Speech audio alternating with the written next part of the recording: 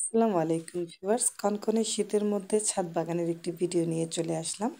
Viewers, ছাদ বাগানে আজ যেই পরিমাণ শীত পড়েছে, ছাদে গিয়েছিলাম কিন্তু খুব একটা কাজ করতে পারিনি। তারপরেও টুকটাক কিছু কাজ করেছিলাম। আসলে ছাদ বাগান যাদের আছে তারাই বুঝতে পারবেন।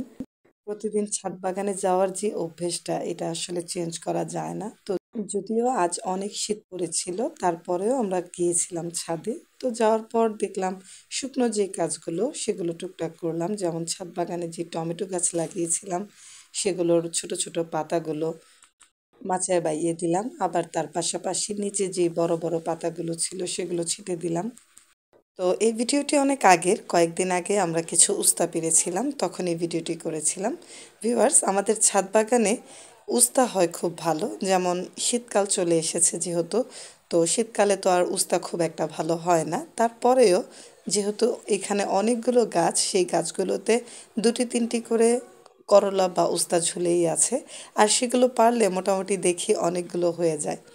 তো আলহামদুলিল্লাহ সেদিন আমরা অনেকগুলো উস্তা পেরেছিলাম। আপনারা যারা ছাদ বাগান থেকে আসলে উস্তা বা করলা পেরে ভাজি করে খেয়েছেন তারা নিশ্চয়ই বুঝবেন, আমরা যখন হাতে চাষ করি তখন এটার কিন্তু স্বাদ একটু ব্যতিক্রম হয়, কারণ আমরা এখানে যথেষ্ট পরিপক্ক করার চেষ্টা করি। তো এই করলা গাছগুলো আমরা মূলত বাইয়ে দিয়েছিলাম লেবু গাছে। তো মাসাল্লাহ সেখান থেকে অনেকগুলো করে উস্তা পারলাম এ পর্যন্ত অনেক দিন। তো ছাদ বাগানে আসলে গাছ বেশি থাকার সুবিধা এটাই, ছাদ বাগানে যদি গাছের পরিমাণ বেশি থাকে তাহলে প্রত্যেকটি গাছ থেকে অল্প কিছু করে যখন উস্তা হোক বা যে কোনো ধরনের শস্য হোক পারা হয়, তখন সেটা মোটামুটি বেশি পরিমাণে পারা যায়। তো আমরাও অনেকগুলো করলা বা উস্তা পারলাম সেদিন। তো এরকম করে এ পর্যন্ত ছাদ বাগান থেকে কিন্তু অনেক দিন বড় বড় আবার ছোট ছোট কিছু উস্তা পেরেছি। তো এছাড়াও লেবু গাছ ছাড়া আমাদের কিছু পেয়ারা গাছ রয়েছে, সেই পেয়ারা গাছগুলোর উপর পর্যন্ত আমরা কিন্তু এই করলা গাছগুলোকে বাইয়ে দিয়েছিলাম। মাশাল্লাহ, এখানকার পাতাগুলো দেখুন এত সবুজ হয়ে আছে, কারণ ছায়ার নিচে আসলে সবজি গাছ মোটামুটি ভালো হয়। দুইটাই প্রয়োজন, যেমন সানলাইট প্রয়োজন তেমনি কিছুটা সময় ছায়ারও প্রয়োজন হয়। তো একদম রোদে যেমন গাছ ভালো হয় না, আবার কোনো গাছের নিচে যদি পুরোপুরি ছায়া থাকে সেটাও কিন্তু ভালো হয় না।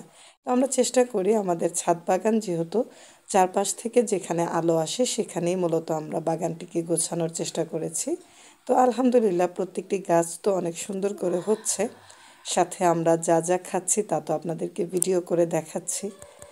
তো ভিউয়ার্স, আপনারা যারা যারা আমার ভিডিওগুলো রেগুলার দেখেন তাদের কাছে একটি রিকোয়েস্ট থাকবে, চ্যানেলটিকে সাবস্ক্রাইব করে পাশে থাকবেন। ইনশাআল্লাহ ভালো থাকবেন। আজ এ পর্যন্তই। আল্লাহ হাফেজ।